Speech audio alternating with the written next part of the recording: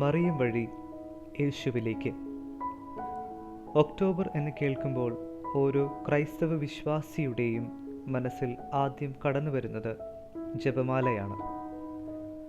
പരിശുദ്ധ അമ്മ വഴി ദൈവത്തോടുള്ള നമ്മുടെ പ്രാർത്ഥനയാണ് ജപമാല അർപ്പണം. അതുകൊണ്ട് തന്നെ യേശുവിൻ്റെ രക്ഷാകര കർമ്മത്തിൻ്റെ യോഗ്യത പരിശുദ്ധ അമ്മയുടെ മാധ്യസ്ഥം വഴി നാം സ്വീകരിക്കുകയാണ് ജപമാല അർപ്പണത്തിലൂടെ. ദൈവമാതാവിനോടുള്ള ഭക്തിയും ജപമാല പ്രാർത്ഥനയിലൂടെ യേശുവിലേക്കുള്ള തീർത്ഥയാത്രയും ദുഃഖ സമ്മിശ്രമായ തൻ്റെ ജീവിതത്തിൻ്റെ ബന്ധങ്ങളിൽ നിന്നും ആകുലതകളിൽ നിന്നും ഒരു വിശ്വാസിയെ ആശ്വാസത്തിൻ്റെ തീരത്തേക്ക് നയിക്കുന്ന ഔഷധമായാണ് ജപമാല നിലകൊള്ളുന്നത്.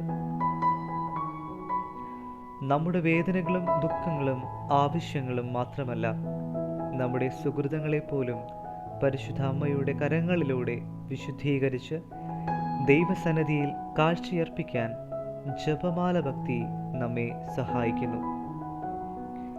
സ്നേഹമുള്ളവരെ, ചെറിയ കാര്യങ്ങളല്ല, വലിയ കാര്യങ്ങളാണ് ജപമാല ചൊല്ലുന്നതിലൂടെ നമുക്ക് ലഭിക്കുന്നത്.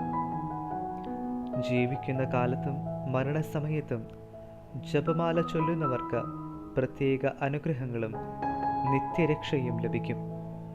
അതിനാൽ വ്യക്തിപരമായും നമ്മുടെ ഭവനങ്ങളിലും ദേവാലയങ്ങളിലും നമുക്ക് ഭക്തിയോടുകൂടി ജപമാല ചൊല്ലി പ്രാർത്ഥിക്കാം.